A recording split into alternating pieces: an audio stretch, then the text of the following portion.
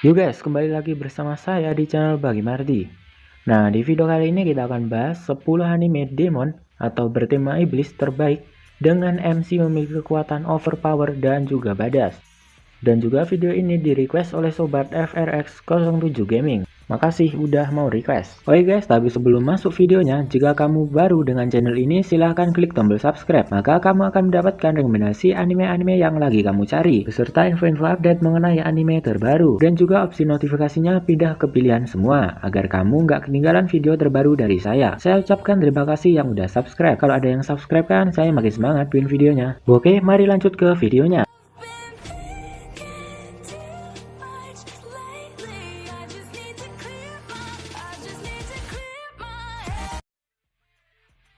Devil Survivor 2 merupakan anime yang diadaptasi dari game dengan judul yang hampir sama teman-teman. Jadi kesan animenya mirip dengan game gitu. Ceritanya memaparkan ancaman terjadinya kiamat yang akan menimpa dunia. Dan sisa waktu yang dimiliki umat manusia adalah 1 minggu teman-teman. Fokus utamanya pada sekelompok anak SMA yang terjebak dalam situasi yang berbahaya. Sang tokoh utama, Kuzei Piki, beserta sahabatnya Shijima Daichi, dan seorang siswi perempuan dari sekolah mereka bernama Nita Yo terlibat dalam suatu kecelakaan kereta misterius yang menjadi awal dari semua bencana ini teman-teman. Tapi mereka berhasil bertahan hidup berkat kontrak dengan suatu web misterius bernama Nikaya, yang juga menghadirkan suatu aplikasi ajaib yang memungkinkan mereka untuk memanggil demon atau iblis untuk membantu menyelesaikan masalah teman-teman. Nikaya juga memiliki fitur untuk menginformasikan kapan orang-orang di dekat para penggunanya akan mati. Karneval. Anime ini menceritakan tentang pemusnahan Faruga, monster yang dihasilkan dari penelitian sebuah organisasi bernama Kafka. Faruga adalah monster yang berbahaya dan mengancam manusia teman-teman.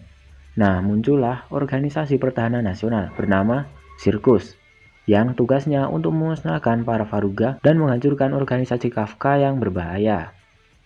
Diceritakan, Nai sangat ingin bertemu dengan Karoku, yaitu orang yang telah ia anggap sebagai pelindungnya.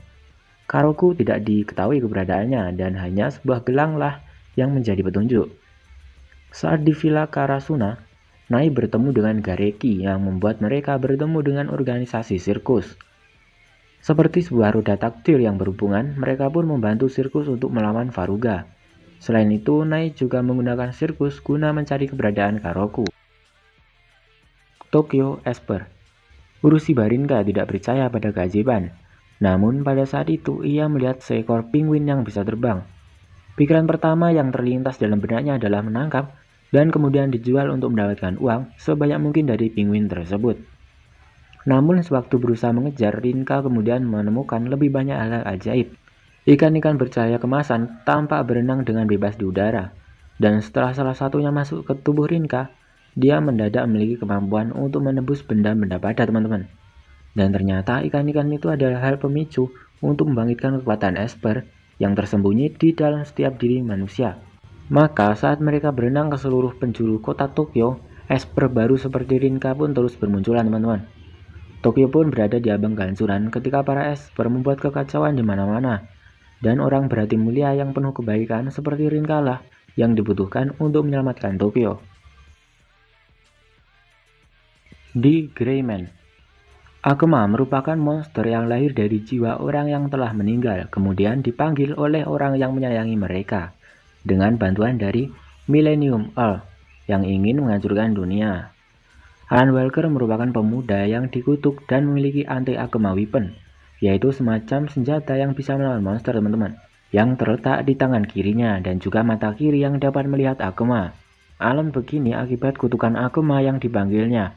Alan juga merupakan salah satu dari orang-orang yang bisa melawan Akuma teman-teman. Dan mereka yang bisa bertarung melawan Akuma disebut dengan Exorcist. Nah, Exorcist ini bekerja di bawah organisasi Black Pierce Order yang bertugas untuk mencegah Millennium Earl untuk menguasai dunia. See the Money of Soul and Possibility Control adalah anime yang bercerita tentang kehidupan orang-orang untuk saling bertarung di dunia lain guna mendapatkan uang.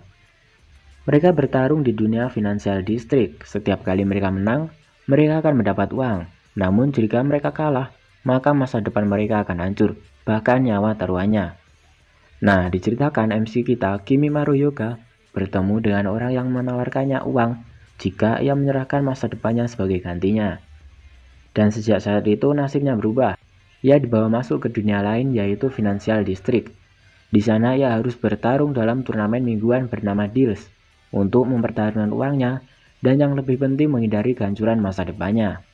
Si The Money of Soul and Possibility Control memiliki jalan cerita yang menarik dan ceritanya yang tidak seperti anime action-action lainnya, teman-teman. Ide cerita dari ini anime sangat tidak mainstream dan jarang ditemukan. Lu pasti nggak akan bosan deh lihat anime ini. Roka no Yusa. Setiap Raja Iblis akan bangkit, Dewi Takdir akan memilih dan mewariskan kekuatannya kepada 6 orang terpilih untuk mengalahkan Raja Iblis tersebut, teman-teman. Dan jumlah mereka akan selalu 6 pahlawan pemberani, tidak kurang atau lebih. Namun pada suatu waktu, setelah berkumpul ternyata ada 7 pahlawan, yang berarti salah satu dari mereka dipastikan palsu. Saling curiga dan pertarungan pun tidak dapat dielakkan. Jadi, siapakah sebenarnya orang ketujuh atau pahlawan palsu di antara mereka? Ulysses Giane de Arctorenkin no Kishi. Waduh, susah bener dah. Nah, cerita dari animenya berlatar di Prancis, tepatnya pada abad ke-15. Pada waktu selama perang Prancis melawan Inggris yang berlangsung sudah 100 tahun. Fokus ceritanya pada Montmorency, yaitu seorang putra bangsawan yang mempelajari sihir dan alkimia di sekolah untuk para kesatria, teman-teman. Namun kekalahan Prancis di Agincourt, Montmorency melarikan diri dan sekolahnya dibubarkan.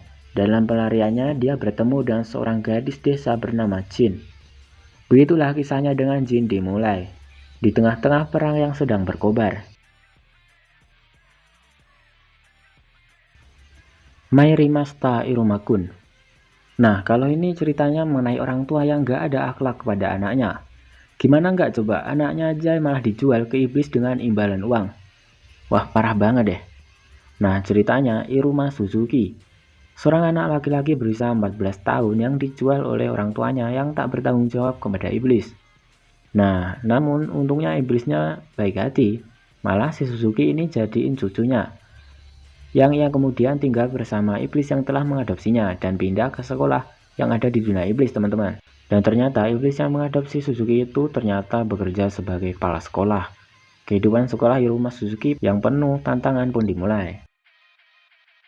Tears to Tiara menceritakan petualangan pada pertengahan zaman besi atau yang disebut zaman manusia di dalam anime ini, teman-teman.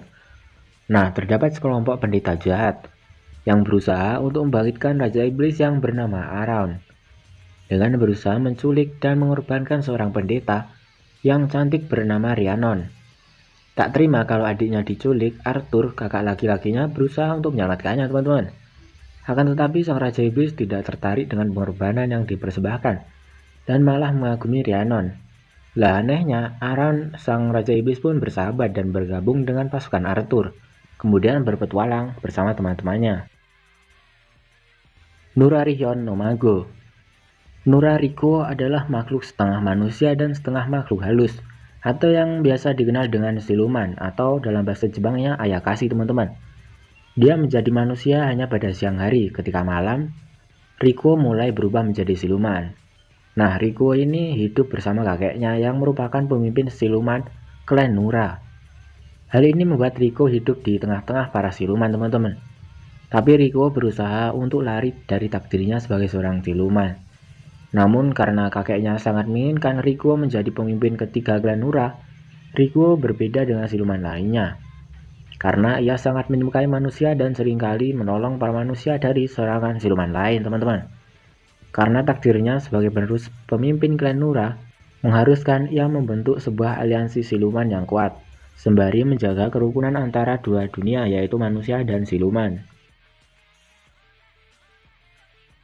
Silahkan request juga anime-anime bagus lainnya dengan komen di kolom komentar. Manakah anime favorit kalian atau apa yang kurang dari pembahasan kali ini? Silahkan komen di bawah. Like and share agar bermanfaat, dan dengan kalian subscribe ke channel Bagi Marti, maka kalian tidak akan kehabisan stok rekomendasi anime-anime bagus setiap hari. Dan tonton juga video lainnya di channel Bagi Marti. Tetaplah nonton anime and stay wibu.